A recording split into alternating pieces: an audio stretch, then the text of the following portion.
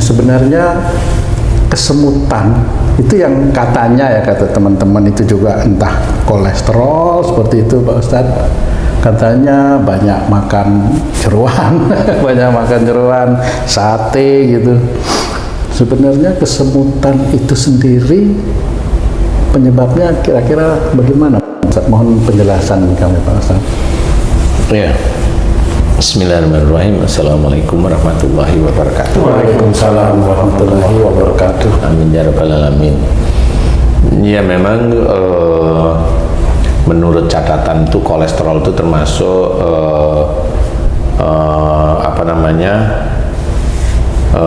ibunya penyakit lah. Ya termasuk lah ibunya penyakit yang menjadikan berbagai macam penyakit itu kolesterol menurut yang meneliti ya, kalau saya nggak tahu, tapi memang bisa aja. Nah kolesterol itu bisa aja seperti tadi kesemutan di jari-jari tangan, kebas-kebas seperti itu bisa. Kemudian di kaki, jari kaki, kemudian yang naik sepeda motor itu agak lama dikit itu kebas, betul. Itu bisa aja itu kolesterol. Kalau cek di lab itu kolesterol, ya insya Allah itu betul kolesterol ya. Nah bagi yang kayak kesemutan di kepala saya tidak tahu persis itu ya, karena kalau kesemutan di kepala itu kan kamu tadi cerita juga nggak lengkap menurut saya ya Tung ya, nggak lengkap karena apa, kamu tanya apa, cerita apa, kemudian datanya bagaimana, kan menurut saya nggak lengkap, jadi tidak bisa dikategorikan itu kolesterol. Saya nggak bisa cerita, tapi kalau relatif yang kesemutan di jari-jari tangan itu bisa aja itu mengacu pada kolesterol yang tinggi. Kemudian juga pada leher katanya agak kaku itu bisa, jari-jari kaki kemudian agak dingin itu bisa. Tapi lebih bagusnya lagi kalau itu ada tes lab istilahnya, sehingga itu mengacu pada ini kolesterol benar atau hanya sekedar ada sesuatu memang ya. Jadi umpamanya pada waktu di tes lab itu kolesterol, jarinya semutan, kemudian tes lab dia kolesterol, ya itu memang betul kolesterol, tes darahnya. Tetapi yang bikin kesemutan ini walau a'lam ya, nggak ngerti pemicu awalnya itu, karena saya menangani banyak juga pasien itu yang tangannya kesemutan pada waktu tes lab normal. Oh, bukan kolesterol. Bukan kolesterol, tapi saya bingung dia. Dokternya juga, karena dokter itu mengandalkan apa bunyi lab tidak ada kolesterolnya, nggak dikasih obat kolesterol otomatis. Nah, di sini tetap hampir sama, hampir mirip. Yang satu tangan kesemutan, tes labnya kolesterol. Yang satu tangannya kesemutan, tes labnya tidak kolesterol. Nah, yang kolesterol bisa. Nah, ini yang kolesterol khususnya. Yang kolesterol itu biasanya orang yang terkena adalah orang yang biasanya hatinya kaku, eyel-eyelan, senengannya eyel-eyelan. Jadi diskusi itu selalu eyel-eyelan lah istilahnya. Dan ada rasa yakin benar di dirinya, kayak mau menang sendiri gitu ya, bisa menang sendiri, merasa benar, kemudian eyel-eyelan setiap kali ngobrol dengan orang itu relatif eyel-eyelan. Kemudian ada juga prinsip, kalau udah punya prinsip kaku, dia nggak mau diberi masukan oleh orang lain.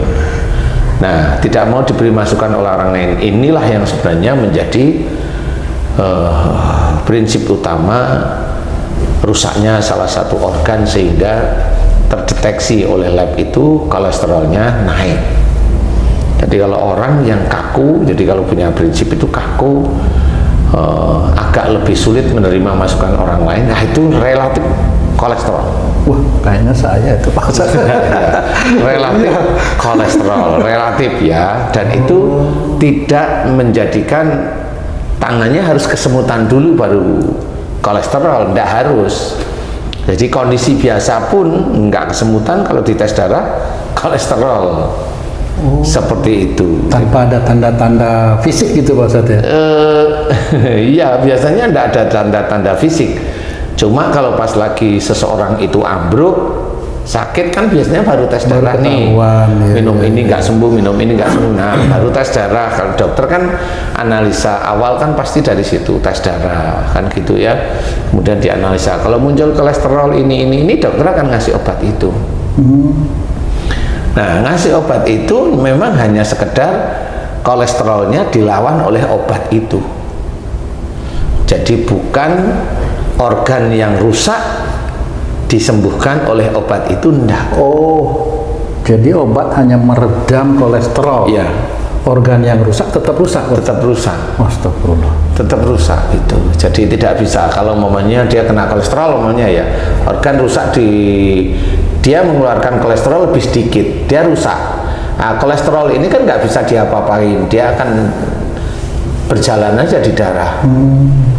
Kalau rusak di titik itu seperti kayak begini. Kita punya sirkulasi kolam renang nih. Iya. Kan ada pompa, ada kolam renangnya. Ada overflow. Ya. Berputar terus ya, air ya. Berputar. Iya. Ya. Nah, itu kolesterol itu ibaratnya warna di kolam renang itu kan jernih. Iya. Kasih aja warna merah. Ya, dia terus kolesterol merah terus berputar gitu. Nah, merah terus berputar sebenarnya.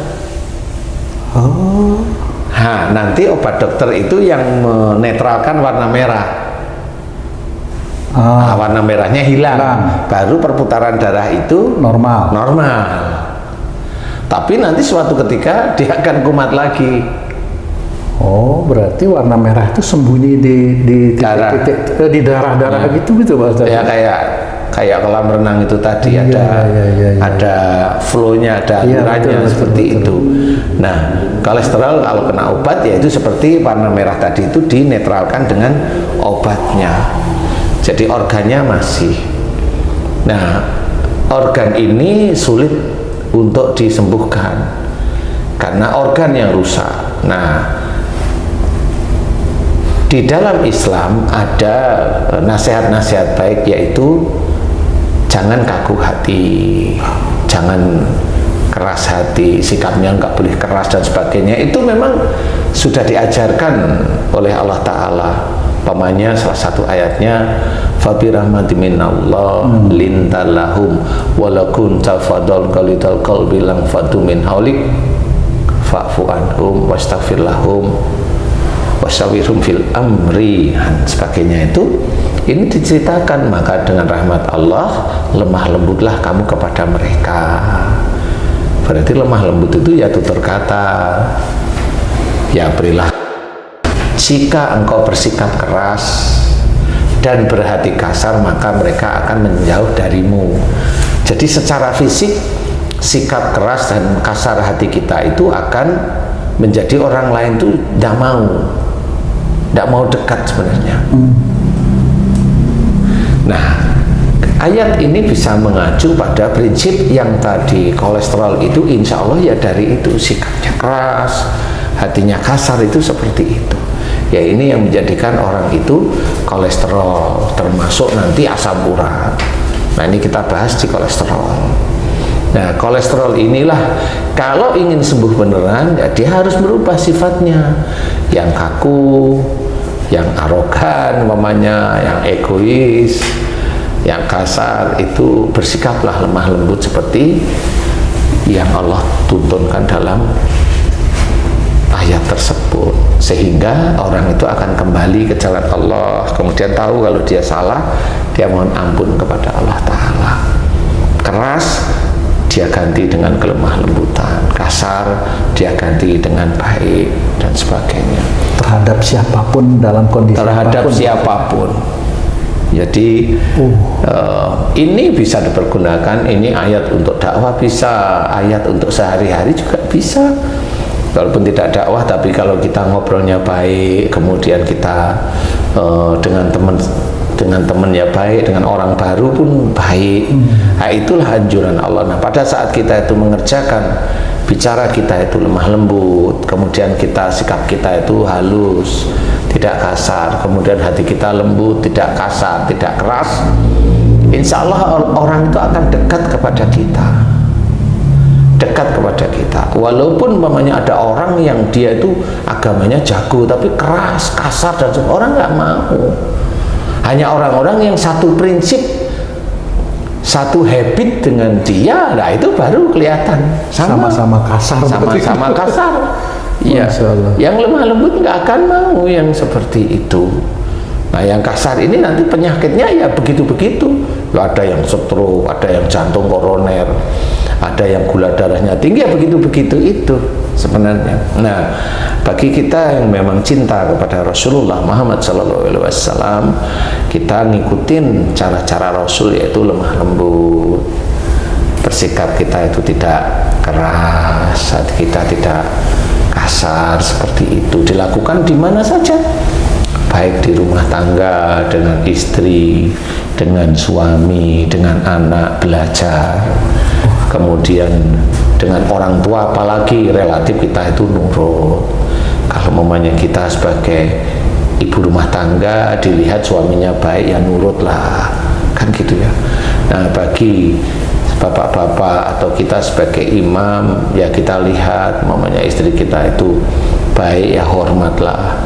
Kalau istri kita kurang baik, nasihati. Kalau kurang baiknya itu lebih kenceng, ya kalau nasihati agak lebih keras dikit, tapi niatnya karena Allah, bukan keras karena nafsu. Karena banyak orang tidak tahu keras karena Allah sama keras sama nafsu itu beda. Kalau keras karena nafsu, biasanya dia ingin orang itu ngikutin dia. Tapi kalau keras karena Allah Ta'ala, ini bagi suami istri ya, karena kalau orang lain nggak bisa keras itu. Iya. Bagi istri yang harus dikerasin, karena dia tahu besok ini saya tanggung jawab di akhiratnya untuk istri saya, sehingga ada keras, tahu bahwa ini saya harus keras dengan istri saya, kalau enggak saya akan ditanyain besok oleh Allah Ta'ala di akhirat. Nah, itulah keras kepada istri karena Allah. Dan itu tidak menjadi penyakit, insya Allah. Dan insya Allah enggak. Dan kalau momennya masih belum, dia serahin sama Allah Ta'ala. Kalau momennya belum, kemudian masih ngeyel, dia marah, nah itu kerasnya nafsu, bukan keras karena Allah. Jadi banyak orang muslim yang tidak paham di titik-titik itu. Saya kan baik, menyuruh dia sholat, tetapi dia nggak mau, ya marahlah saya. Nah, ya marah itu yang tidak boleh. Menyuruh sholat boleh. Kan gitu. Makanya jangan memaksa. Di dalam agama Islam itu ya seperti itu. Itu untuk dakwah, itu untuk orang kafir ayat itu, untuk orang non muslim. Iya, sama seperti untuk orang muslim pun memang tidak boleh memaksa. Karena intinya dalam berdakwah itu adalah Allah yang memberikan hidayah, bukan kita yang memberikan hidayah. Kita hanya memberikan aja pelajaran kepada mereka. Mereka nerima, alhamdulillah. Nggak menerima, ya alhamdulillah, gitu aja. Tidak perlu kita itu merasa bahwa saya berdosa, kalau enggak ada. Allah sudah menulis dalam Quran. Rasul pun tidak usah bersedih hati jika mereka itu tidak menyembah kepada Allah, kan begitu kata Allah Ta'ala. Jadi tidak bertanggung jawab Rasulullah. Makanya kita juga sama, cuma kalau dengan istri, nah ini kita terikat sebenarnya. Beda dengan kita itu dakwah di luar, kita terikat karena apa? Kita sebagai imam yaitu mengikat istri kita itu yang besok akan kita bertanggung jawab di yaumul hisab. Jadi nanti akan ditanya, istrinya ditanya sama Allah Ta'ala, kenapa kamu enggak dikasih tahu sama suamiku gitu. Terus suaminya juga nyaut, dikasih tahu nggak mau dengar gitu nanti. Ya nggak mungkin itu ya Pak Ustadz ya. Atau sama seperti kamu, kenapa kamu ngelakuin itu? Ya saya nggak mau dikasih tahu sama suamiku. Loh, kenapa? Habis suamiku sering marah sama aku, kan gitu juga, sama aja sebenarnya semuanya. Makanya harus hati-hati di dalam dakwah, di dalam keluarga. Itu kesulitan, sangat kesulitan sekali. Tetapi kalau di dalam keluarga ini insya Allah di hadapan Allah Ta'ala mampu, ya semuanya di sekitarnya selesai. Kalau saya mendengar tadi penjelasan Pak Ustadz, berarti potensi terbesar penyebab munculnya penyakit itu dari lingkungan keluarga kecil itu sebenarnya Pak Ustadz. Ya, kalau tidak mau mengendalikan nafsu seperti itu ya Pak Ustadz ya? Iya. Jadi harus memaksa isi harus ini, memaksa anak harus seperti ini, memaksa orang tua juga harus seperti ini. Enggak, salah. Ma orang tua lupa, salah Pak, salah Ma, ini. Nah kan salah itu. Ya akhirnya itu memicu kolesterol itu akan muncul karena organ di titik tertentu di hati itu rusak organ itu, dan itu nggak bisa diperbaiki kecuali dia tobat kepada Allah Ta'ala.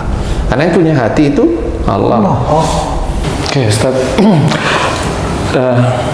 Tertarik dengan lemah lembut dan tidak keras hati, ini hubungan antara orang tua dengan anak nih Ustaz, karena ada penggemar kita yang selalu minta titik pertanyaan ya Ustaz nih. Dia memang kaku nih, dia mengakui sendiri nih, seorang bapak nih kaku nih, ngakui sendiri, namun sekarang sudah mulai lembut hatinya karena sering dapat nasihat dari Ustadz melalui YouTube-nya. Persoalannya adalah anaknya ini kalau dinasehatin malah galakan anaknya. Nah, bagaimana sifat saya yang sudah mulai lemah lembut tiba-tiba terpacu lagi untuk emosi. Nah, akhirnya dia berusaha untuk mengalah. Nah, sifat mengalah di sini apakah nanti dia kena dosanya atau gimana, Ustaz? Iya. Sebenarnya ini yang sampai saat ini belum terpecahkan oleh saudara-saudara muslim. Oleh guru-guru kita itu belum terpecahkan. Sebenarnya anak yang melawan tadi insya Allah itu kan dari genetik orang tuanya. Dulu orang tuanya keras kan gitu. Akhirnya oleh Allah Ta'ala diuji. Makanya anak ujian bagi imam, istri ujian bagi imam, harta ujian bagi semuanya dalam keluarga. Itu sudah diceritakan di dalam Quran. Makanya ujian ini harus dicari. Kalau anaknya lebih angker daripada ayahnya umpamanya, itu dicari dari mana. Nah, kalau memang itu dari sifat ayahnya atau dari sifat ibunya, dilihat kok berani kayak gini, kayaknya saya deh, umpamanya bapaknya nih, oh ini saya kayaknya dulu saya nggak ada yang saya takutin, keras, ngawur, omongan kacau dan sebagainya. Nah, di titik itulah hidayah Allah itu diberikan kepada orang tuanya, sehingga punya ilmu bahwa oh berarti kalau anak saya seperti ini berarti ini genetik, bukan kesurupan jin yang akhirnya dibaca-bacain agar anak itu takluk, bukan itu. Banyak pergi ke orang pintar supaya anaknya nurut, supaya anaknya nurut, bukan itu. Itu bukan ujian untuk orang tuanya, malah jadi masalah berikutnya. Ya kalau yang dibaca-bacain itu benar, yang diajarkan oleh Rasulullah Muhammad SAW. Kalau salah itu kan musyrik nanti. Dan musyrik itu dipertanggungjawabkan nanti sampai di yaumul hisab. Nggak boleh main-main. Ya, nggak boleh main-main. Jadi harus berpikir bahwa anak yang keras tadi berarti dari genetik orang tuanya. Nah, kalau orang tuanya sudah paham, orang tuanya fokuslah setiap sholat, mohon ampun, siap tahajud, mohon ampun, terus menerus. Maka ajaran dari Allah Ta'ala, wabil asarihum yastaghfirun, itu benar. Dan di penghujung malam mereka selalu memohon ampun. Memohon ampun itu nggak cuma untuk diri kita sendiri. Kita mencetak anak kita mirip perilaku jelek kita, itu pun kita harus mohon ampun kepada Allah Ta'ala. Memohon ampunan. Iya, jadi mamanya Haji J, anak saya, ya tahu Haji J itu kurang ajar, tahu nih, pokoknya sifat saya tiap malam hanya cuma mohon ampun. Ya Allah, anakku yang bernama Jainuddin ini, jika dia keras kepala melawan orang tua, jika itu dari sifat-sifat saya sejak akhir balik saya hingga saat ini, aku mohon ampun kepadamu ya Allah. Astagfirullahaladzim. Itu sebenarnya, itu mohonkan ampunan terus menerus. Nanti yang menjadikan anak menjadi baik itu ya dari permohonan ampun orang tuanya ini kepada Allah Ta'ala, sehingga genetik tidak baik ini dirubah. Oh, bisa seperti itu? Ya wallahu alam. Karena selama ini saya mengajarkan orang-orang seperti itu, ya anaknya berubah. Insya Allah seperti itu. Nah, doa tadi kalau kita misalnya ke istri, ya Allah ampunilah saya karena istri saya karena saya kurang gimana? Membimbing. Itu bisa juga, Ustaz? Sebenarnya kalau istri yang bapak-bapak, saya nggak tahu bapak. Ya istilahnya berani sama suami dan lain-lain. Sebenarnya kalau ini kan serius nih ya Ci ya. Beraninya itu pada saat awal menikah.